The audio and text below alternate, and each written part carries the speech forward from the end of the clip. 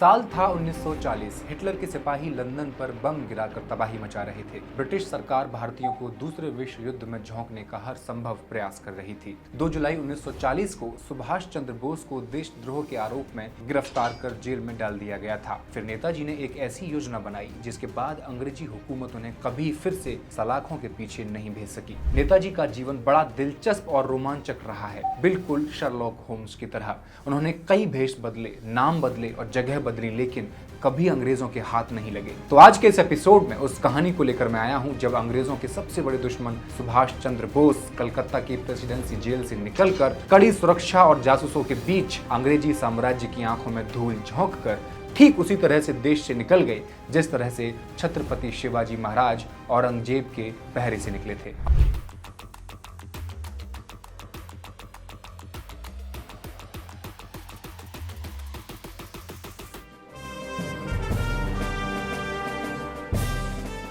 अभिवादन, मैं हेमंत और आप मॉलिटिक्स देख रहे हैं।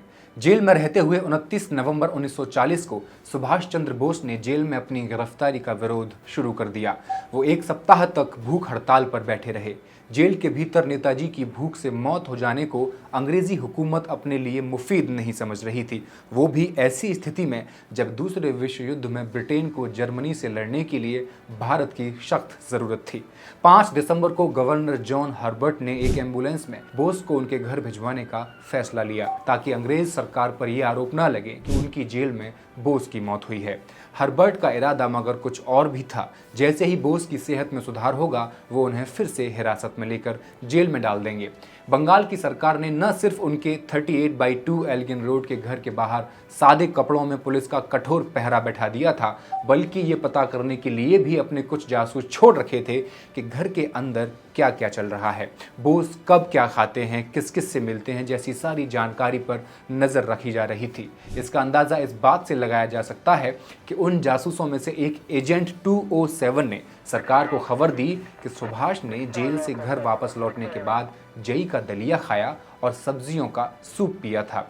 उस दिन से ही उनसे मिलने वाले हर शख्स की गतिविधियों पर नजर रखी जाने लगी और बोस के द्वारा भेजे गए हर खत को डाकघर में ही खोल कर पढ़ा जाने लगा था। एक दिन 5 दिसंबर 1940 की दोपहर को सुभाष ने अपने 20 साल के भतीजे शिशिर के हाथ को कुछ ज्यादा ही देर तक अपने हाथ में थाम लिया।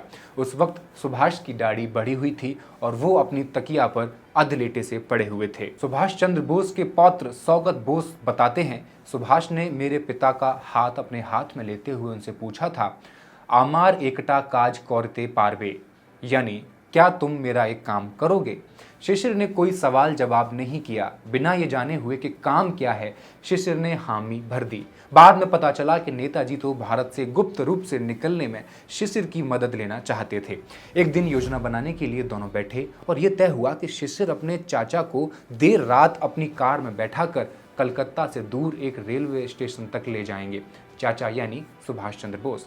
सुभाष और उनके भतीजे शिशिर ने यह भी तय कर लिया कि कौन से रास्तों से होकर कहां कहां कैसे जाना है। घर के बाहर अंग्रेजों का कड़ा पहरा था, लेकिन तब भी डिसाइड हुआ कि वो घर के मुख्य द्वार से बाहर निकलेंगे। अब उनके पास 2 विकल्प थे, या तो वो स्टेशन तक जाने के लिए अपनी जर्मन वॉन्डरर कार का इस्तेमाल करें या फिर अमेरिकी स्टूडबेकर प्रेसिडेंट का।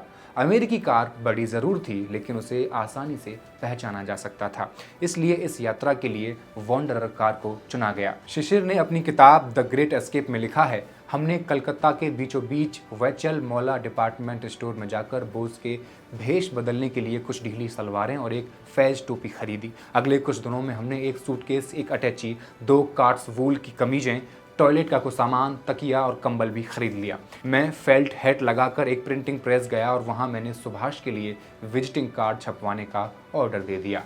कार्ड पर लिखा था, Mohammad Ziauddin, BA LLB, travelling inspector the empire of India assurance company limited, स्थायी पता सिविल लाइंस जबलपुर।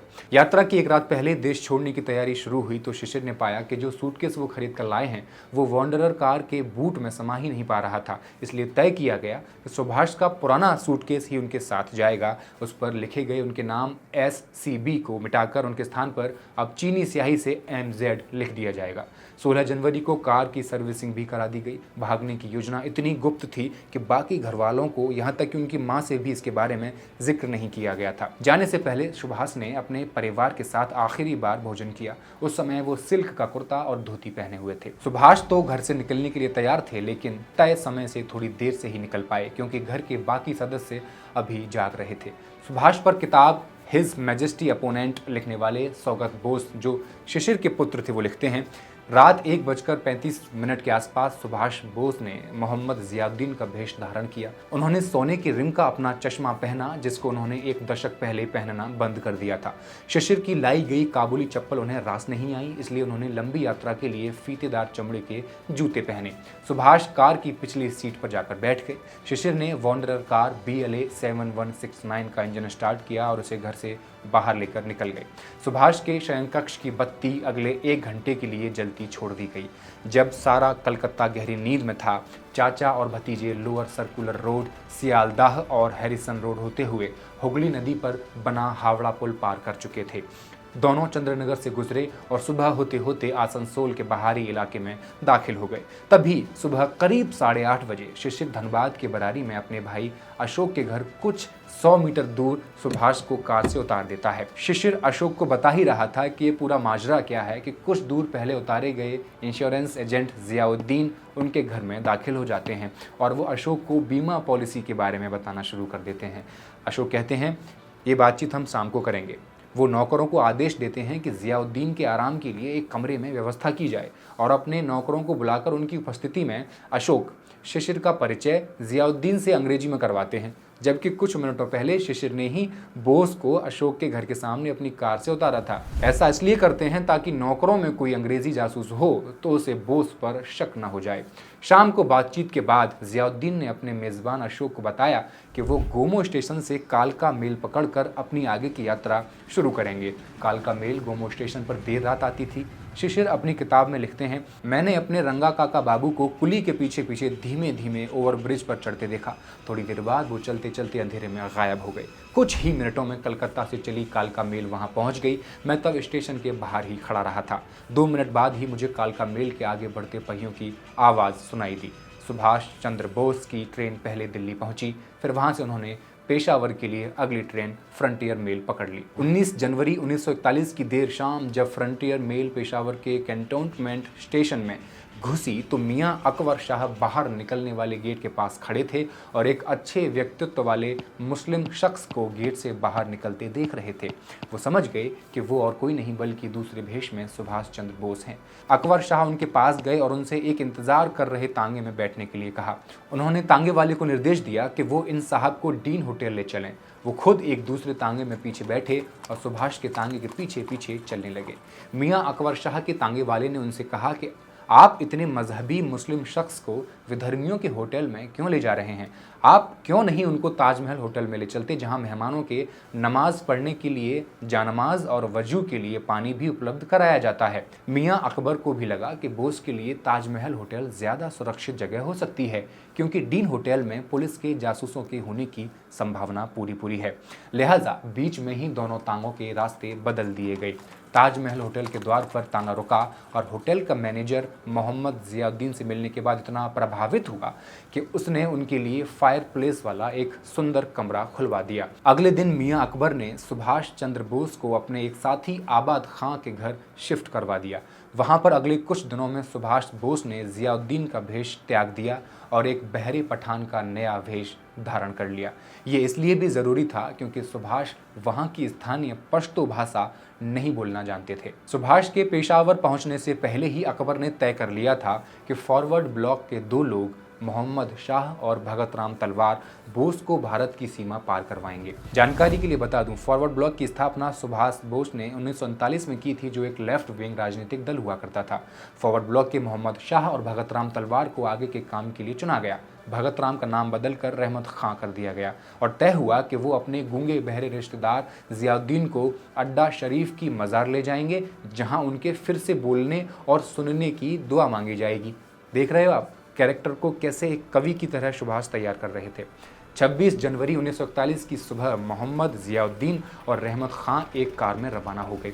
दोपहर तक उन्होंने तब के ब्रिटिश साम्राज्य की सीमा पार कर ली। वहां उन्होंने कार छोड़कर उत्तर पश्चिमी सीमांत के ऊबड़ खाबड़ कबायली इलाके में पैदल बढ़ना शुरू कर दिया और 2 दिन में यानी 27-28 जनवरी की आधी रात वो अफगानिस्तान के एक गांव में पहुंच गए। दोनों ने चाय के डिब्बों से भरे एक ट्रक में लिफ्ट मांगी और 28 जनवरी की रात जलालाबाद पहुंच गए।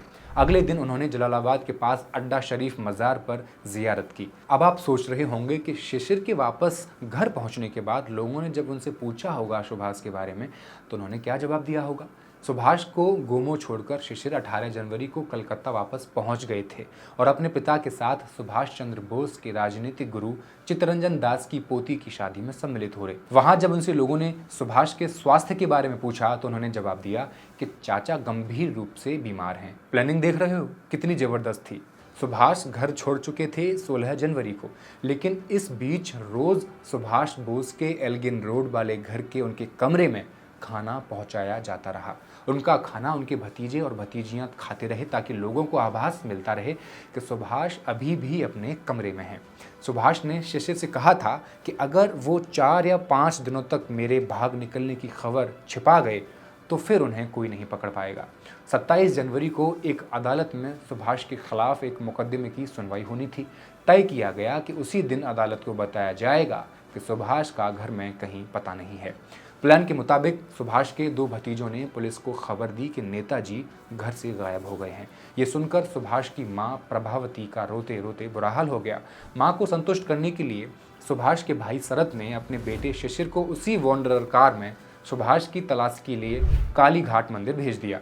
27 जनवरी को सुभाष के गायब होने की खबर सबसे पहले आनंद बाजार पत्रिका और हिंदुस्तान हेराल्ड में छप गई। इसके बाद उसे रॉयटर्स ने उठा दिया, जिसके बाद ये खबर पूरी दुनिया में फैल गई। ये सुनकर ब्रिटिश खुफिया अधिकारी न सिर्फ आश्चर्यचकित रह गए बल्कि अपनी काबिलियत पर शर्मिंदा भी हुए। जब महात्मा गांधी ने सुभाष के गायब हो जाने के बारे में टेलीग्राम किया तो शिशिर के पिता शरत ने 3 शब्द का जवाब दिया, सर्कमस्टांसेस इंडिकेट रिनंशिएशन, यानी हालात संन्यास की तरफ इशारा कर रहे हैं। लेकिन वो रविंद्रनाथ टैगोर से इस बारे में झूठ नहीं बोल पाए। जब टैगोर का तार उनके पास आया तो उन्होंने जवाब दिया, सुभाष जहां कहीं भी हों उन्हें आपका आशीर्वाद मिलता रहे। उधर जब वायसरॉय लिनलिथगो को सुभाष बोस के भाग निकलने की खबर मिली तो वो बंगाल के गवर्नर जॉन हर्बर्ट पर बहुत नाराज़ हुए। हर्बर्ट ने अपनी सफाई में कहा कि अगर सुभाष के भारत से बाहर निकल जाने की खबर सही है तो हो सकता है कि बाद में हमें इसका फ़ायदा मिले। लेकिन लिनलिथगो इस तर्क से प्रभावित नहीं हुए। उन्होंने कहा कि इससे ब्रिटिश सरकार की बदनामी हुई है। कलकत्ता की स्पेशल ब्रांच के डिप्टी कमिश्नर JVB जॉन विरिन का विश्लेषण बिल्कुल सटीक था। उन्होंने लिखा, हो सकता है कि सुभाष सन्यासी बन गए हों, लेकिन उन्होंने ऐसा धार्मिक कारणों से नहीं बल्कि क्रांति की योजना बनाने के लिए किया है। 31 जनवरी को पेशावर पहुंचने के बाद रहमत खां और उनके गूंगे बहरे रिश्तेदार जियाउद्दीन लाहौरी गेट के पास एक सराय में ठहरे।